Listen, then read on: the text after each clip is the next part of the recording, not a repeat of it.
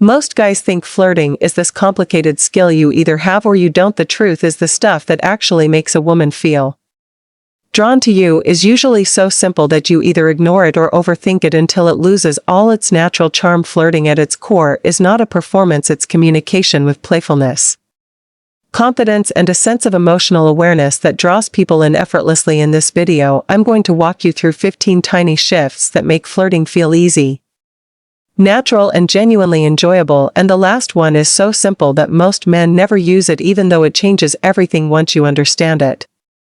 Before we dive in, make sure you like this video, subscribe to the channel if you haven't already, and ring that notification bell so you can stay updated on all our latest content. The first shift is turning normal small talk one click more personal. You know those stiff, boring conversations where you hear yourself asking, "So what do you do?" and already hate it? That's where most men lose her. Instead of staying on safe facts, you nudge things one level deeper. If she says, "I'm a nurse," you can reply, "Okay, so what made you choose the job that everyone else is scared of?" You're not being heavy, you're just being curious. Do this once or twice, and she'll feel something different from you because you stand out as someone genuinely engaged instead of predictable. The second shift is asking one question she's not used to men asking. Most guys stick to the basics. What do you do? Where are you from? How long have you lived here? Those are fine but forgettable. You stand out when you ask questions that make her light up. Try something like, "What's the most you thing you've done this year?" or "What are you weirdly competitive about?" Those questions make her think for a second, which is good. You've pulled her out of autopilot. One unusual question can make the entire interaction feel alive and memorable. Third, use the 3-beat eye contact and smirk rule. Many guys overthink eye contact because staring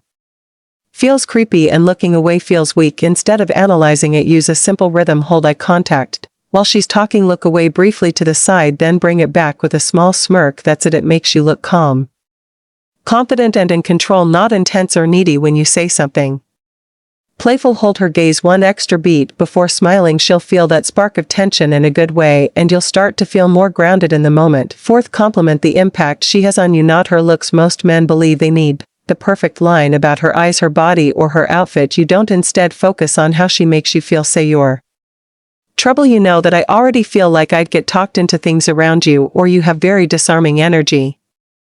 I feel weirdly honest right now." That hits deeper because it's about the effect she has, not a random feature of her body.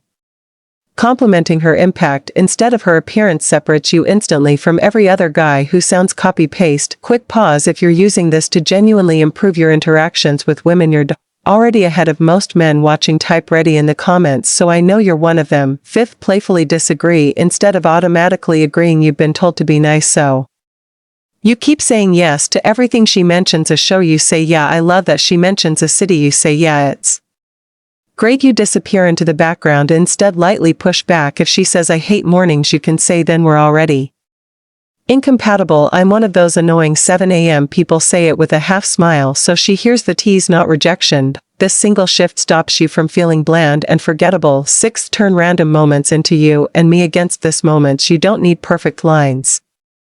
You just need small shared experiences. If you're in a long line, you can look at her and say, "We're survivors now." If we make it out, we're bonded for life. If the music's too loud, you can lean in and say, "We're basically doing sign language." At this point, you're not complaining.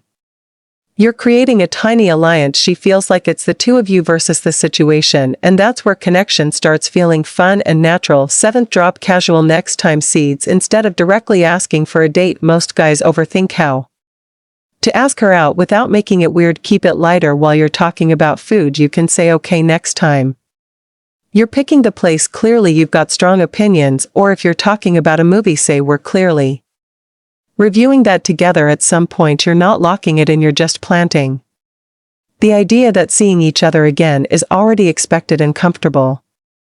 This is how effortless flirting looks in real life. Eighth, use one clean, obvious touch, then pull back first. Many men either never touch or overdo it. The balance is everything. Pick one simple moment. Maybe you brush her elbow as you lean past, or you tap her hand while emphasizing a joke.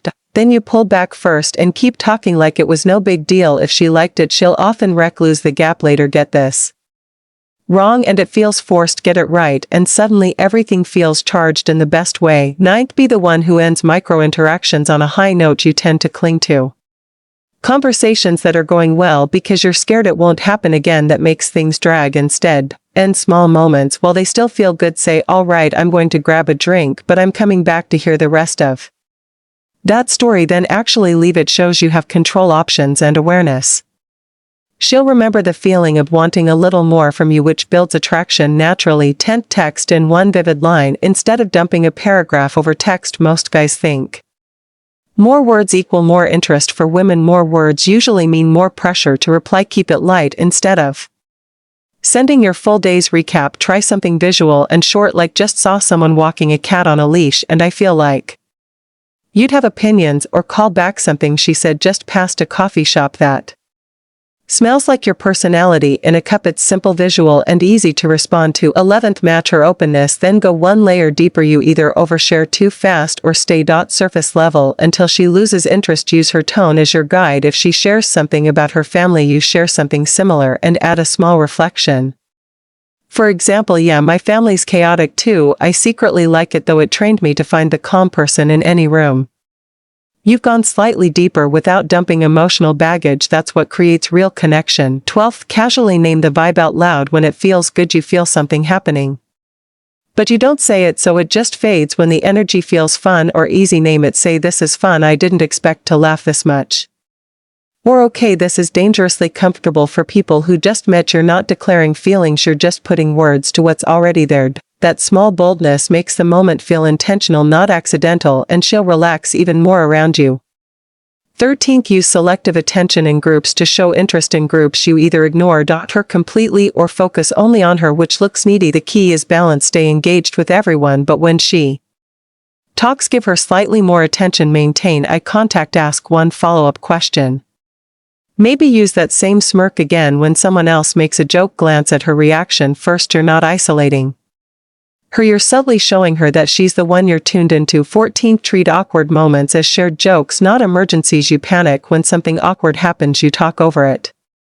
Apologize or freeze. Awkward isn't bad, it's raw material. If you both reach for something at the same time, say, wow, we're already synchronized. Terrifying if you stumble over a word. Say, good, you've now seen my software glitch. It only happens twice a day. You show that you can handle tension with humor instead of anxiety, which is more attractive than fake perfection. 15th. Ask one brave question most men avoid. At some point you need to move beyond polite chatter and let chemistry breathe. That's where one bold question can shift the entire mood. You could say, real talk, do you usually find it easy to read when someone likes you? Or be honest, are you a little dangerous to date? Say it with calm, playful energy, not interrogation. She may answer however she wants, but what matters is that you were bold enough to ask. That's the moment she stops seeing you as another safe, predictable man and starts feeling real connection.